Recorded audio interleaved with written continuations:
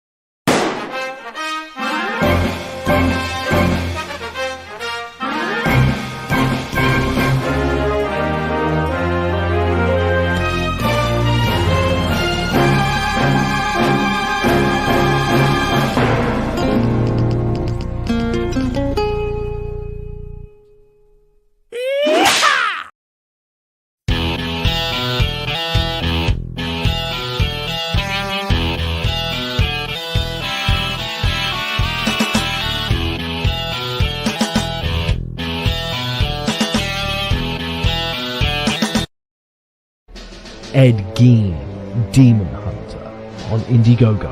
After a deranged demon escapes the bowels of hell, Satan is forced to send a damned soul back to Earth as a demon hunter, armed with a sacrificial dagger to the demon before the universe is destroyed. Ed Geer, Demon Hunter. Issues 1 and 2 available now on Indiegogo. Prepare for the ultimate face-off.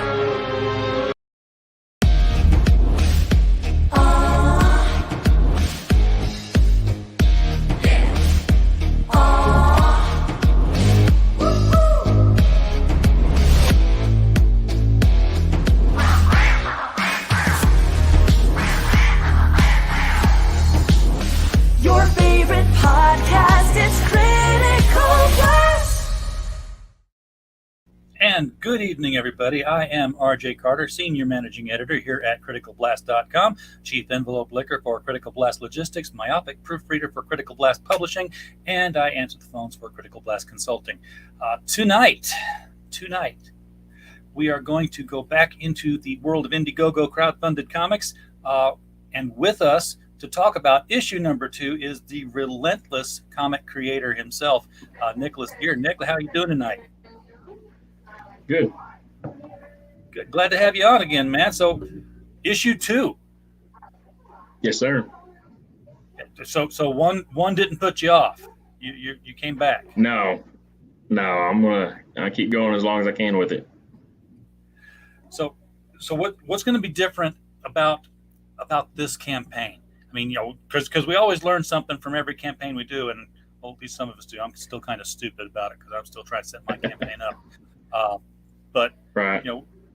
Anything that you learned from your last campaign that's making this one that much easier, a little bit easier? Not a whole lot, really. I mean, I was pretty fortunate in my first campaign. It went off without any real hitches or anything.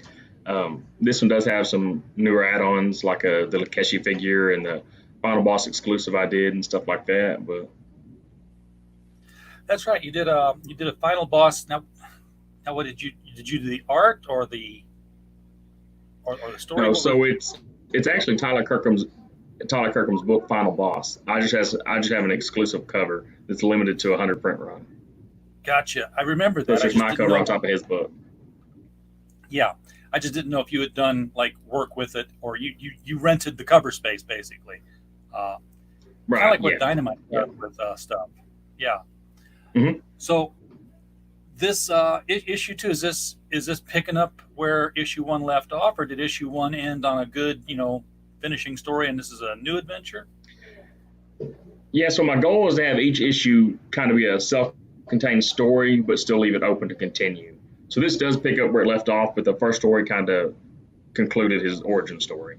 So You're doing some interesting things with this campaign and with the character in regards to working with other creators. Now you mentioned you had the final boss cover where you had your cover on Tyler's book, right, which is one of the really cool ways of getting two creators to collaborate together and cross promote, even if they're not cross doing a crossover story kind of thing. You got something similar to that. I'm going to scroll down to it just to get away. So this is like one of the alternate covers for Relentless Tin Soldier #2. And what's really cool about this is that you're going to be crossing over with cover-wise with Philip Russard's Tragedy. So this is going to be his cover on the right side, right? Yeah, so if you back my book, the connecting cover, and his book for his connecting cover, the two covers put together will make that image. So how did who came up with this idea? How'd you guys work this out? So he approached me about doing something together, and it was my idea to actually do the connecting cover. I just thought it was really cool idea. It is. I love connecting covers. I think the first time I ever saw one was when DC did Justice League of America, and they just started the new team with the Detroit team when Aquaman was the leader. Yeah. And they did this 2x2 thing, and I didn't even know it until I got like the third issue. I'm like, and I think probably found it by accident because there were no comic shops and no comic book news where I was. It was in the sticks. So I just kind of threw it on the bed and like, wait, they kind of line up. Does this go over here? No. Does it go under here? Yes. It was like I was very excited, 13-year-old boy, to figure out that my comic books were a big puzzle now. Looked at that fourth issue to complete it. That's kind of one of the biggest things I liked about the Image Comics in the 90s. You never knew whose characters were going to show up in whose books. And I think, the crossing over and stuff like that's really, really cool. Yeah. Now, this is a cover crossover. Is this going to be a story crossover? Yeah. Oh, no, cool. It's just a cover crossover. I got my hopes up. We're in the works for, it's not going to be Tragedy, but I'm in the works with somebody that Tin Soldier 3 is probably going to be a crossover. Like a story crossover. I can see that coming because you are working under the Cross Comics imprint. So is it going to be a Cross Comics crossover? Cross? Yeah. It's not going to be Starcross, and it's not going to be Tragedy. I'll say that much. Oh, how long are we going to have to wait for this news? I don't know yet. I'm going to get this book fulfilled first, and then we'll move forward with it. Okay, but is it going to be like the next book, or get to it when you get to it? Yeah, it'll be issue 3. Okay. It'll be issue 3. Very cool. Obviously, let's look back at issue 1. What was the success rate on issue 1? Was it a squeaker? Was it right about where you wanted it to be, or? I set my goal at 1,500 every time, and it ended at like 2,300, I think. So you've exceeded issue 1, issue 1's limit with. Yeah, I've exceeded it as far as the money, but not the backers. Oh, okay. So people are buying more, but you don't have as many people buying yet. We got 72 backers. Yeah. Let's get 18 more. Let's get this thing up to 100, and then, let's just keep going. Mike Walters in the chat. Mike, thank you for popping by and liking and sharing the stream. Do appreciate that. Get this in front of more people. So, remind me again. I mean, I kind of remember. I say this for the benefit of the people watching. Remind us all again who the Tin Soldier is, why he is, and how he came to be, and all that stuff. Right. So in issue 1, you meet Benjamin Pearson, who's a rookie police officer, and he's rambunctious. He sets out to take on the Coletta family, who's a crime family plaguing Minneapolis. And through that encounter, of course, the Coletta family fights back, and they pretty much inadvertently give Benjamin Pearson his powers and creates the Relentless Tin Soldier. So he's got a metal body and all the strength to match it. Mm-hmm. Is that something that he can turn on and off? It is, yeah. Okay, so because every time I see him, I always see him, fully powered up, all shiny and metal. Right. But he can go back to being his normal self. Right. Yeah. Is he as big when he's a human as he is in these shots here? I mean, he's a big guy. Yeah, he's not as big as a human as he is here, but he is, an athletically built man. Okay. Is he wearing a mask, or is his eyes just deep set and it's kind of shadowed? Yeah, he's got a domino type mask. Okay, so there is a secret identity thing going on?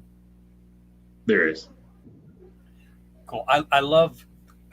I got too many heroes sent from the 90s forward were like, yeah, no, secret identities are stupid. I'm like, no, those were the coolest part about, being a hero. It's for kids reading comics anyway. It's like, I don't have to be me all the time. I can do something else and no one will know who I am. But I do dig the costume. So what was it that steered you toward this kind of a character? I mean, when you sat down to say, I'm going to make a comic, it's going to have a hero, and that hero is going to be this and this because of this and that. I've always liked superhero comics. Like, since I was a little kid, it's always been superhero. And so I wanted him to be a superhero, and I've always liked the Boy Scout characters. I know they're not as popular, sometimes, but I've always been a huge Superman fan, and so I wanted, my character to be pretty much the Boy Scout. That's who we need those. I got tired of all the grim and gritty ones. So, who's he up against in this issue? Because I'm guessing it's this guy, but could be more than one person, could be more than one monster. Yeah. So this is the new villain for this issue. He's introduced in this issue, but he's also got some other obstacles that he's going to have to face, like because he's going to be associated with the police department because his secret identity is a police officer, and so he's going to have to face some, I guess, modern social issues as well. Oh, okay. So because he's got to take care of things as a police officer, and then the bigger things as right. Tin Soldier. Does anybody know he's the Tin Soldier? I mean, does he have people he can confide in and help him? Yeah, there's a select few. Yeah, there's a select few. Just it's Team Tin Soldier then. Yeah. I'm really digging the pencils that I'm seeing over here on the right. I'm gonna hope I see them a little bit further down here. Still the same artist that you had on issue one? No, this artist is Alessandro Ventura, and he's got all the pencils and inks are completed. Oh, sweet! So you're ahead of the game already with all the pencils and inks. So you've got somebody coloring now. Yeah, so we're about halfway done on the colors, and that's Eduardo Garcia Illustrations. This is all very nice here. So what's going on? How's this story kick off here? I mean, we don't have letters, so all I see is that something's coming out of the ground and it's causing an eruption and car crashes and lots of rocks. What's happening here? Yeah, that's kind of part of the story plot. Is this where the villain's making his first appearance or something? No, it's where I don't want to get too much away on that. Okay. All right. We do have some colored pages, though. Or are these still... Mm-hmm. Is this issue 2 I'm looking at still? Yeah, this is issue 2. This is a couple pages that are colored to show. Colored and lettered, so we can actually see what's going on in here. How big is this book going to be? It's a 28-page full color comic. Okay, so you're a good sized floppy. I won't say standard, but standards are smaller than 28 a little bit. So, yeah, he does faces great, and expressions great. Yeah, he did a great job. I see so many, first time, second time comic books. They're out there in the indie scene, and they're very, very flat, almost like a coloring book. And there's no foreshortening, so it's like when they bend an elbow, it's like it was just really drawn out of paper, and they just folded the arm up. I'm like, ew. Right. Now I've seen a lot of people do these Keshis. Starting with. So that's not the finished mold. Oh yeah, I figured that. Yeah, he's still working on it, but it's that's gonna be Tin Soldier. A lot of people are starting to do the Keshis. I know Mandy Summers has done it with Pirate Queen. I think that's Pirate Queen over there on the side. It is. Area Blackness, I think, kicked it all off with his Adventures of Tailless in Outer Space. So it's going to be one of these things where you got to collect all your Keshis now and find out where they're at. Right. Is that going to be the color that you're going to go with? I think I'm wanting to do red glow in the dark because the main part of his uniform's red, and I'm a sucker for glow in the dark. So. Oh well, yeah. I've never seen anything red glow in the dark. That would be. I usually always see it this fluorescent green, almost transparent, translucent thing. So now this is the cover that you were talking about for the final boss. Right. Well, that's the original art for the cover, and it's available for sale on this campaign. Oh. And it's Eric Nomtaski's the artist. All right. And are we going to see the tears now? Whoa, I got to stop here. That's already sold. That's just a fan art commission I had done just because I wanted it, and of course I had it inked and colored, but the original art was up for sale and it sold. My God, you got Black and White, you got you've got Pit. I don't know the one coming from behind here. That's Rascal from Black Flag. Okay, I know Black Flag. I wouldn't have known the character names that were in it. That's just an Image Comics jamboree showing up there, and it's a homage cover, Cyberforce #1. Oh, okay. So it's got it. Cyber. I think I've got that somewhere. It's been so long since I've dug through. Well, it's for Volume 2, Cyberforce Issue 1, Volume 2. Okay. Alan Goldman. I don't think I've seen his work before, but wow. Yeah, he does great work. And you decided to sell that, and it's gone. Yeah. And you only asked for $500 for that? Holy cow! Well, I'm glad that you wanted the money, you got the money. $500 for the Nina Towski cover, that's still available, folks. So if you're an original art collector, that's the one to grab. And that's a cover to Tyler Kirkham's book. So. And then you've also got the. This is the original artwork. It's just Garbage Man. Yeah, it's just another fan art piece that I had done. I don't have my character drawn with other people's characters all the time. That's kind of a cool thing, though. Like I said, I like all the crossover stuff. Yeah, absolutely. I mean, if you have the opportunity to get fan art drawn up, and you've got a comic character, I would do the same thing. I didn't have a comic character; I had a son. So when I had last time I had fan art drawn. I've got 3 kids myself. My son was a big Archie reader when he was, still is, I hope. But back when he was like 8, I was at a Wizard World, and Dan Doherty was there. I was like, I said, "Can you draw the Archie characters?" And he ended up taking my son's photograph out and images of the little Archie characters. And I forgot that they charge by the character, not just by the build a sheet of paper.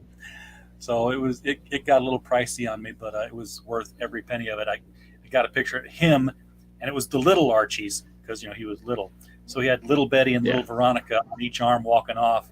Little Archie losing his mind about what just happened here, and Jughead falling out laughing. Beautiful piece of art hanging in his room. I'm gonna have to. I got a scan of it somewhere. I show it off every once in a while. Real proud of that piece. Your books are not expensive. I mean, $12 for for each one of the covers. So, I kind of figure it's about half the size of the graphic novels that everybody's doing $25 for. So, I try to keep it as affordable as possible. Yeah, well, you succeeded. It says estimated shipping. I'll have to click through to find out what that is, but I would guess it's probably not that $6. much. It's $6. Yeah. Okay. You're So any of the books, even the featured perk, which is all three, is $6, and none of the add-ons add to shipping. Oh wow, you're losing money on that deal. Well, maybe not so much. Digital copy. I know we got a lot of folks out there in the chat who like to get the digital versions. Yeah, so I'm doing the digital copy because right now I'm only shipping in the U.S. because I just can't make myself charge people what it costs to ship to out of country. And but if somebody really wants a physical copy, they can reach out to me and we'll work out something. I can send them a secret perk, which I've had a couple people do. But I just, don't want to charge people those crazy shipping rates. We should talk offline after this. We can help with that. That's what I do. Featured tier is, of course, all three covers. It's already a $6 savings if you bundle them all together. Yep. Since it's going to tie together, when is, or is it already going, the Tragedy issue 3? Is that already running in parallel, or? Yeah. So he's already on Kickstarter. I know a lot of my audience is Indiegogo only. So he comes over to Indiegogo once his Kickstarter's done. That makes sense.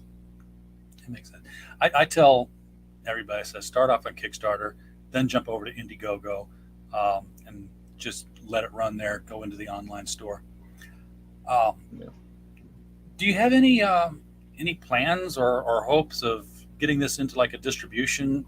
Because I know a lot of comics now that have come up through, either whether they were CG or crowdfunded in other ways, they, have found methods of getting into retail stores, either through Alterna or other methods. Yeah. So I publish through Starcross, and it's offered on their website once the reprints are offered on their website. So this is the only place you can get the first prints.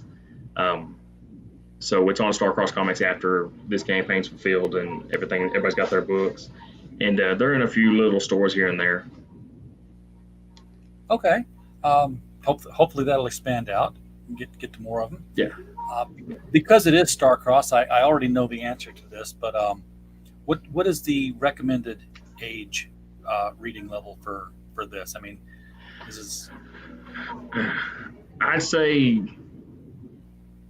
PG to PG-13, because there are a couple scenes, like if you'll scroll down to the colored area,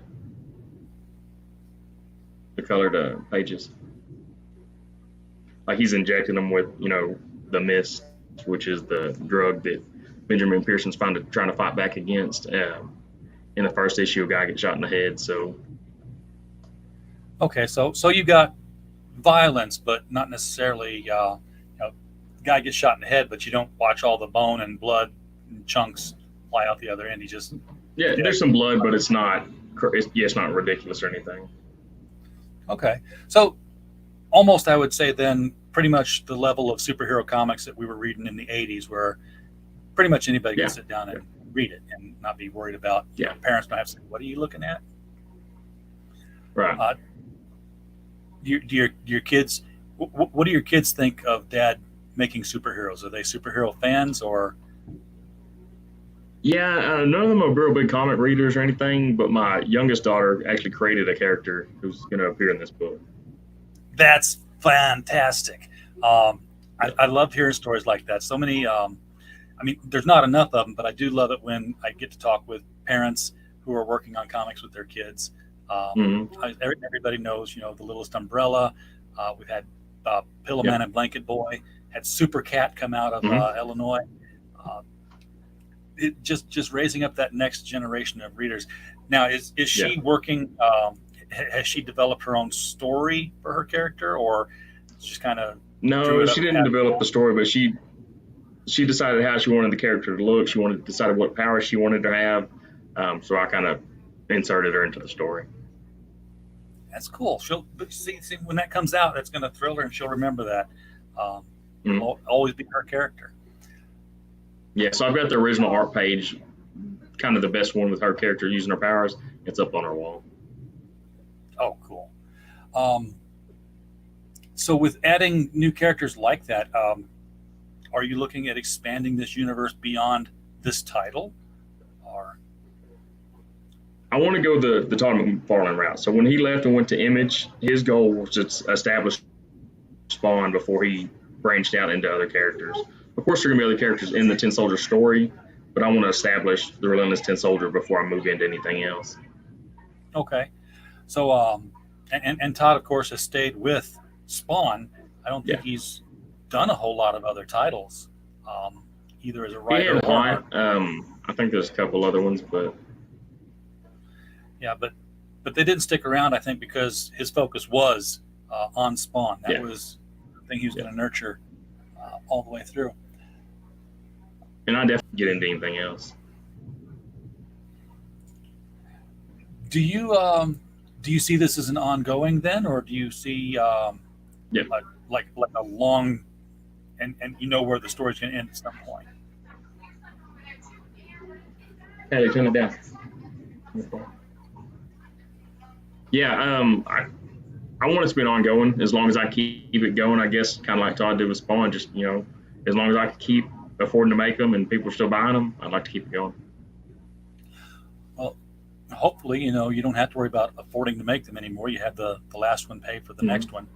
Well, you've got a $1,500 still.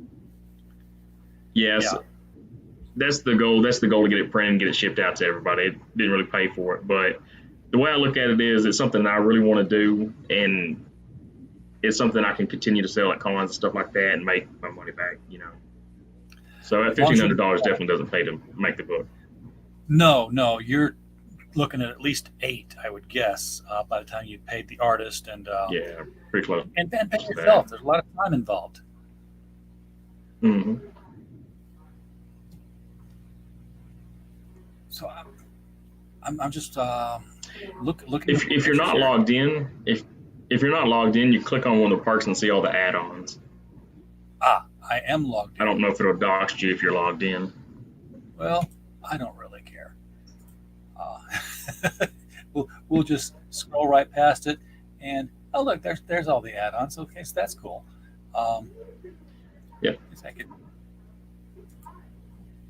It's not. Usually it pops up and says United States. There we go. Boom. So I must have clicked on the preferred tier. So we got that taken care of. So you can add on lots of stuff here. You can add on a signature for $3. Yeah, and so me personally, I don't really like my books signed. I try to keep them in mint condition. Of course, I read them and stuff. But so this is just my way of letting people tell me, hey, I want it signed. Sure. And this is your signature? Are you going to get the artist signatures? I don't know. No, it's just my signature. Just yours? Yeah, because I'd have to send it to another country and have it shipped back and for the artist. Yeah. It'd be a lot more than $3.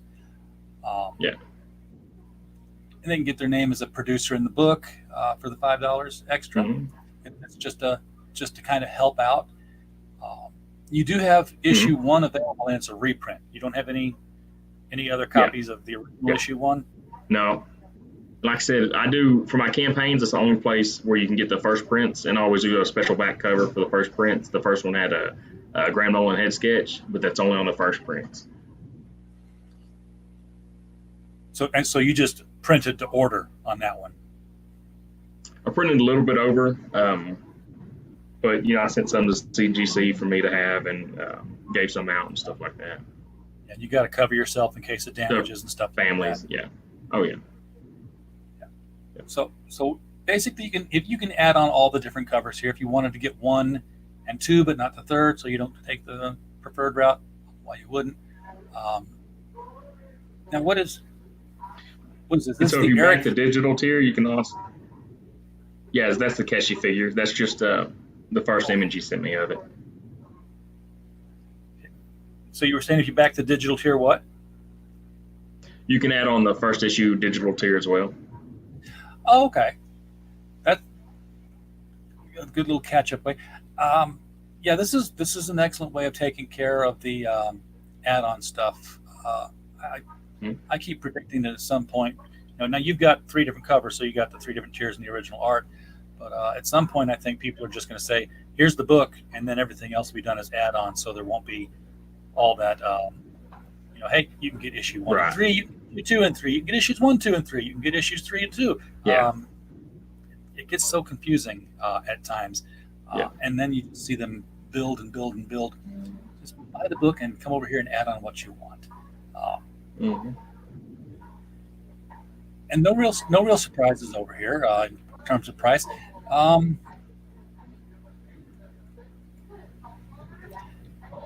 I don't see any prints. So you ever thought about doing something? Because you got some great looking covers here.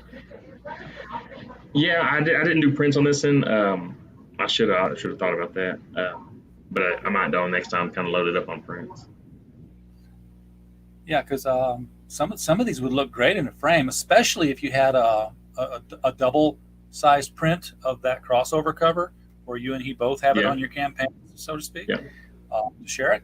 Yeah. That would be. So my first stretch goal is it's going to be a comic size print, and it's by Alan Goldman, the one that did that fan art cover that sold. But it's it's going to be inked by Matt Manning. Oh, all right. Well, is the artwork for that's not up on the campaign yet, is it? Not yet. It shows locked, but I've already showed it on Twitter. Okay. I'll look for that. So yeah, you're gonna have stretch goals at 3, 6, and 9. Do you know what they're going to be at each level yet? Or are you going to make some of them up as you go along? No, I know what 3 is. That's the one that we just talked about. If it gets close to 6, I'll definitely come up with something cool. All right. Yeah, I've got to get my stretch goal graphic all lined up here. I'm launching. I've got a pre-launch going right now, and I'm like, okay, that gives me 2 weeks to get the actual launch page done, and I am not a great. What are you launching? We're launching a horror anthology. Okay. In fact, yeah, I'm not a graphic designer either. I guess you notice I don't have a video, but I did this whole thing myself. Well, yeah, I mean, if you that's the thing about this community, though, is that if you want a video, you can find somebody who'll do one. So yeah, I'll make you a video. And some of the videos that people are doing, I mean, like Pedro Eng's video that he did for Tropical Magics, he is a professional animator by trade. That's his day job. So I'm seeing stuff here that makes me think we're going to start seeing animated cartoons full length of some of these characters that are coming out of crowdfunding. That would be cool. Yeah, and maybe we'll crowdfund those. Just get DVDs, 30-minute episode DVDs. I would dig that. I'd much rather that than have definitely get screwed up.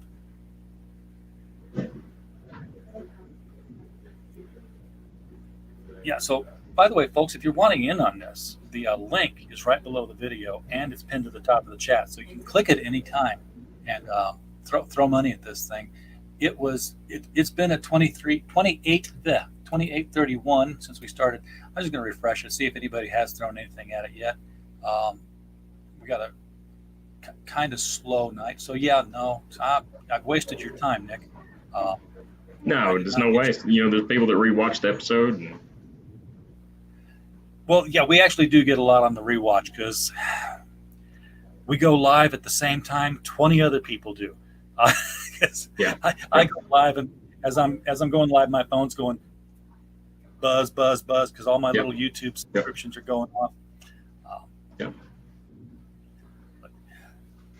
So, what's it like for you now that you've done one? and you have to do this interview thing all the time. You got pretty much be hitting somebody every night, sometimes twice a night. Is it exhausting? I mean, Yeah. I enjoy it. I really do. So it's not that bad to me.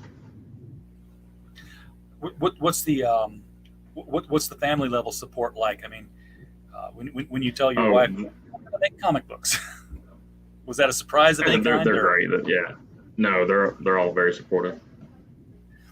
that probably wasn't a big surprise that you wanted to get into making comics because they probably already knew you were big into comics. Oh yeah. Oh yeah. Now, have you written anything before Tin Soldier? I mean, No, not anything like this. No. okay, so what gave you the confidence to know that because you are the writer, you're not the artist on it, and Right. you've got to know his limitations. I can't draw stick figures, but to know Yeah. that you could write a story that would be compelling enough to not only meet your goal, but to have people come back and exceed the goal on a second issue. You've got something here that people are connected into. Yeah. It's just the Relentless Tin Soldier is an idea I've had since a kid, and it's changed probably 100 times. But so when I wrote the first issue, of course I took it around. I had a bunch of people that I trusted read it, and I got a lot of positive feedback about it. And I figured, why not? Let's give it a shot. Well, that means you've hooked him on something there. I find the name interesting because he's Tin Soldier, and when you think of tin, tin's not necessarily the strongest metal that there is. Even with the No, metal it's not. men. But so when I was a kid, there was this drink called Chocolate Soldier. It's like a knockoff of the Yoo-Hoo, but its little mascot guy was like a little guy in the British soldier uniform. So that's kind of where his uniform comes in. Of course, it's not an exact replica or anything, but that's kind of where his uniform comes in. And to me, it always looked like a toy soldier or a tin soldier. So I just, it kind of grew from there. And I wanted, a moniker like, the Incredible Hulk. So the Relentless Tin Soldier. Yeah. So all the old school Marvel books used to have some sort of adjective that was specific to the character. Yeah. The Uncanny X-Men, the Amazing Spider-Man. Mm-hmm. So what made you think Relentless on this one? Because Relentless means he ain't giving up. He's going to fight to the end, and he's going to fight beyond that. You're not going to put him down. Right. So it's a lot of police stuff is relentless because they're going to go towards everything bad. So they're not going to stop before the job's done. So how did he go about acquiring this name? Was it one? Did he give it to himself, or did it come from somebody else who saw him? Because that's like Superman didn't give himself his name. Lois gave him the name. Right. So the chief of police is one of the people that are kind of in on his identity and gives him the name. Okay. Well, if anybody's going to know who you are, it'd be best if it's the boss, because Right. that's the guy you'd most have to sneak out on if you had to change sometimes. Is he so far the only hero in his universe, or at least in his town? In the second issue, there's a few introduced into the issue. Are they all? So it's not really stated. It's not really stated whether or not he was the first superhero or not. But so it's never really stated yet. But there are some new ones that show up in the second issue. Are they all coming into being in town by way of the same accident, or at least not the same incident, but the same material, that whether it's a drug or a vapor or whatever it is? So the newer, they're not really heroes yet. It doesn't say how they're introduced, their powers are introduced, but the character you see on the cover, the new villain, it's a similar method that he's introduced. Okay. You have a name for this guy? I do. It's Shit Show. Okay, and there's the PG-13, folks. Yeah. Yeah, because that's a It looks like he's crawling out of radioactive ooze.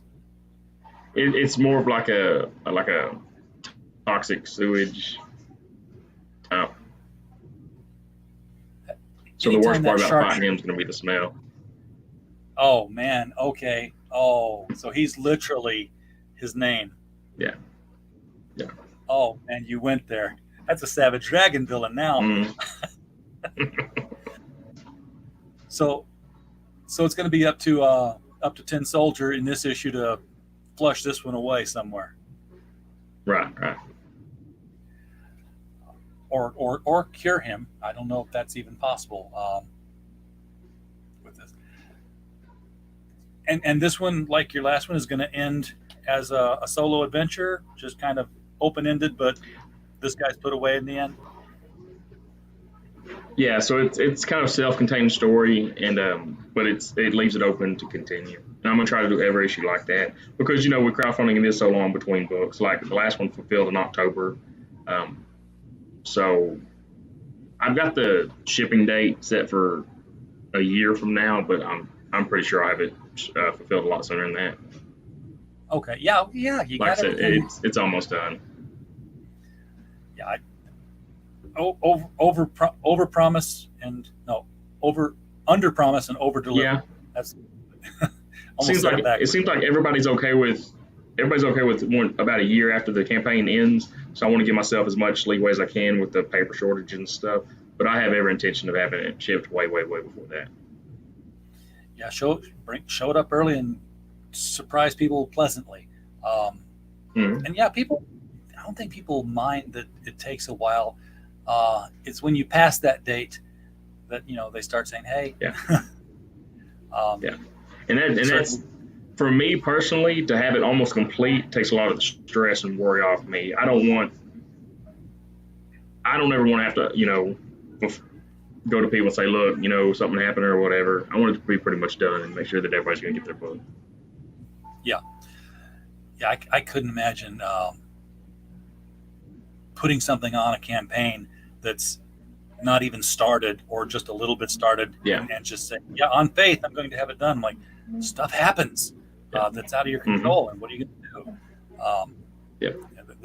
The campaign I'm doing, it's like everything's done.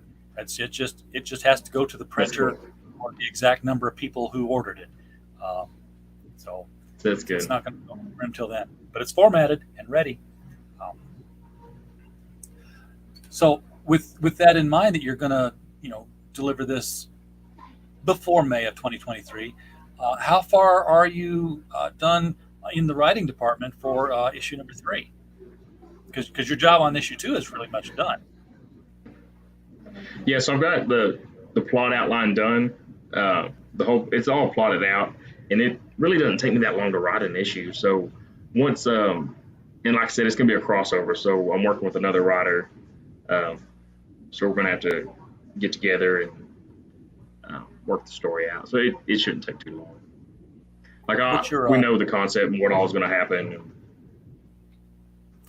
how detailed do you get in your scripts when you the ones you pass off to the artist? I mean, is it one of these kind where like 3 or 4 pages might show up on one sheet of paper, or you're like Alan Moore where it's like 12 pages later we're going to the next panel? No, I just do, of course I do all the script, the word bubbles that are going to be said and everything, and I just do a loose, fight scene, kind of what I want in a fight scene, but I let them kind of lay out they're the artists, not me, so. Give the artist their head. Yeah, that's the marble method, I believe they call that. All right, so what, when you're not writing Tin Soldier and not thinking about that all the time, what books are you filling your head with, whether crowdfunded or bought at the local shops? Yeah, so I hadn't read mainstream comics in a long time. I grew up a DC fan, Batman, Superman, all those guys, but I really don't go to the mainstream comics anymore. So it's just mainly crowdfunding books, just whatever catches my eye. There's a lot out there, and they get expensive real quick. Oh yeah. I just got one in today. Like what? See, I've been a She fan since the '90s, and so that's kind of how I found crowdfunding. Is I kind of followed Billy Tucci over here with when he released Return of the Warrior. Um, I've always had the idea of doing my own comic, my own character, but I kind of, when I found she was crowdfunding, I was like, hey, maybe I could do this. Um, so Did you get his? I back all of Billy's books. I was gonna say, did you get his Miss Fury? Yeah, yeah. Yeah, It's actually a stack I haven't had a chance to read yet, but I've got it. Same. I think that's true for all of us. It's like you would think after spending that much and waiting that long, that when it showed up, we'd be like a kid on Christmas morning, rip the paper off of that thing and get into it and start playing with it. But no, it's like, oh, it's finally here. Can't wait to read it. And then we go to do our thing. Yeah. I just got these in today. This is Pocus Hocus from Will Radford and Alan Dunford. Or no, Will Dunford and Alan Radford. I get them. The two Ford brothers is what I call them sometimes. Right. Not to their face. Pocus Hocus. And this was all 5 of the covers for issue number 3 from Bad Bug. So they're not only crowdfunding, but they're going like you are through an imprint. They're going through Bad Bug Media. You're going through Starcross Comics. How did that happen? I mean, how did you pitch this to Starcross and them say?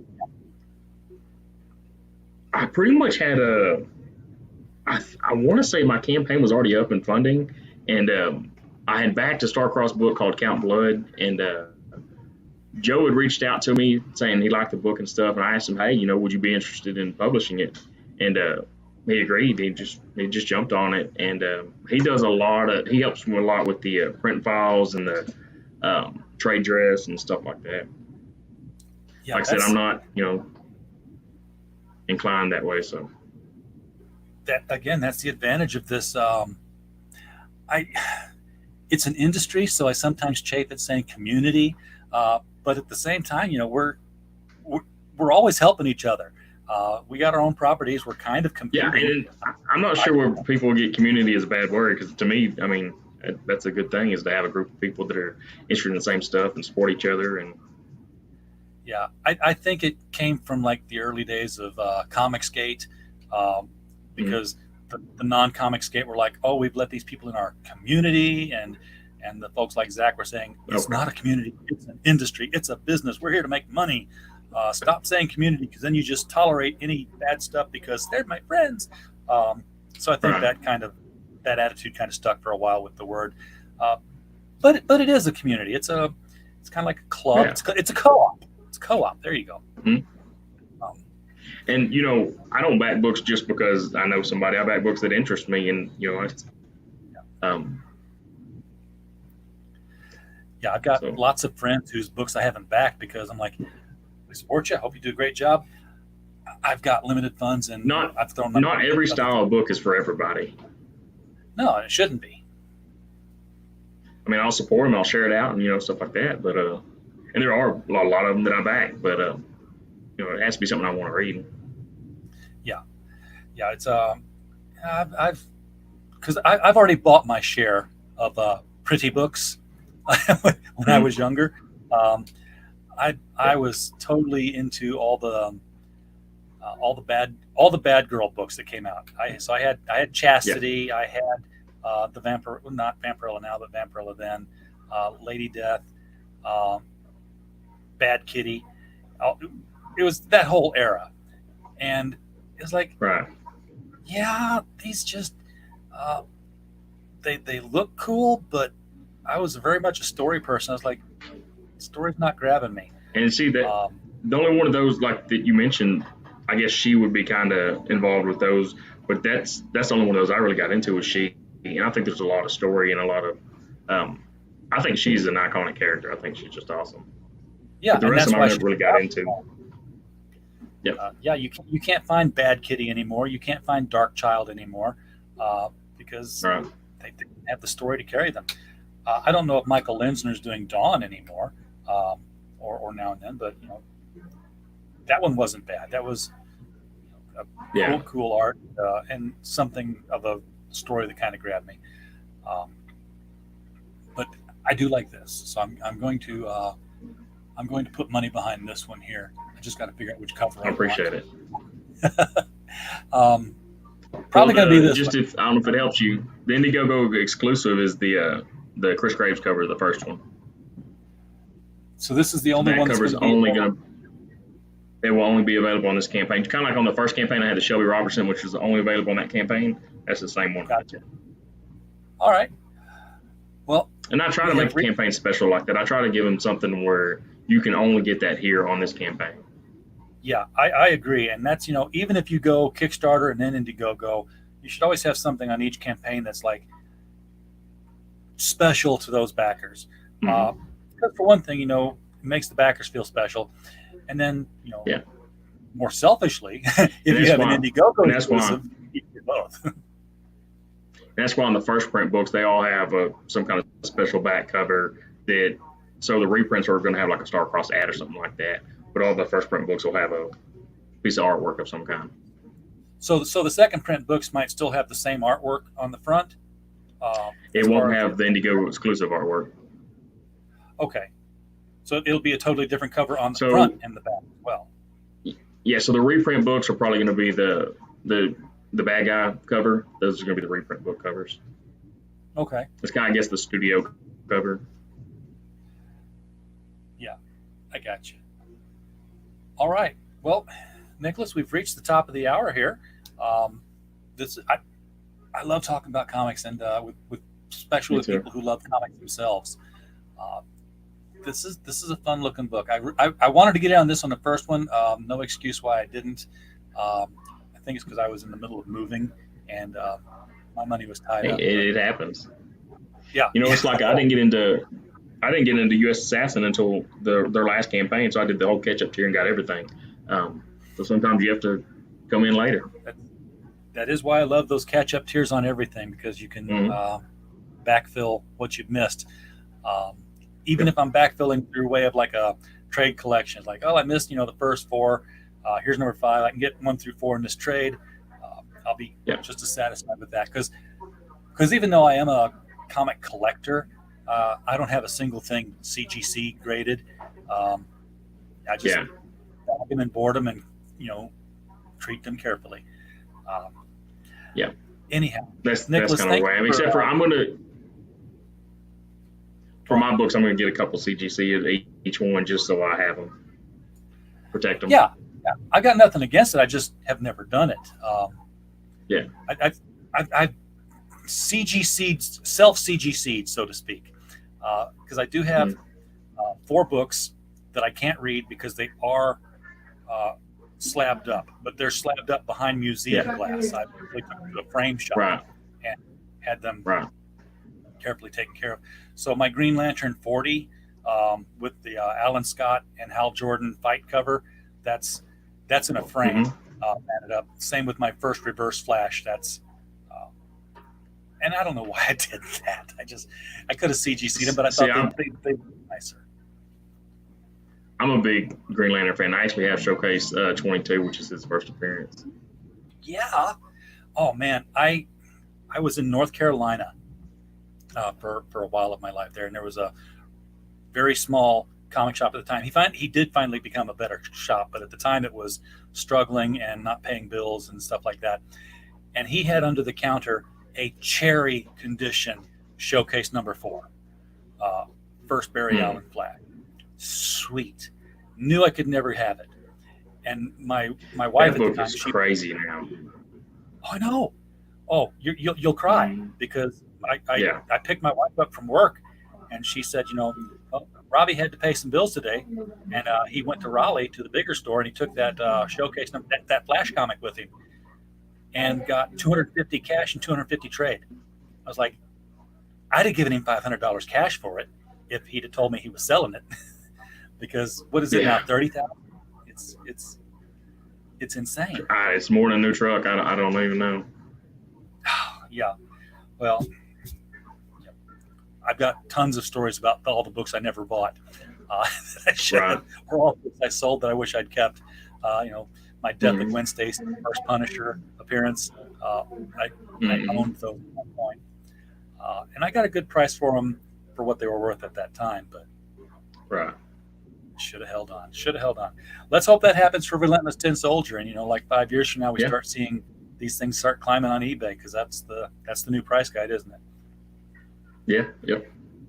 All right. Well, Nicholas, thank you so much for bringing the Relentless Tin Soldier on the show tonight. You're welcome anytime, of course. And I'm sorry I screwed up last night. I don't know what I was thinking. No problem at all. I have, physical calendar that I write everything down in, and I just didn't. After we talked, I just went right back to back in comics and totally screwed up on that one. So appreciate that you were able to come back on this night and do it. And I just appreciate you having me on. in any time you want. Just next time you do it, make sure the last thing you say is, "Did you write this down?" Right. That will make me do it. Folks in the chat, thank you so much for being here yourselves tonight. Always appreciate it. Woody, good to see you out there. So we don't have a show if you're not here watching it. So, and as always, while you were here, we just hope you had a blast. Good night.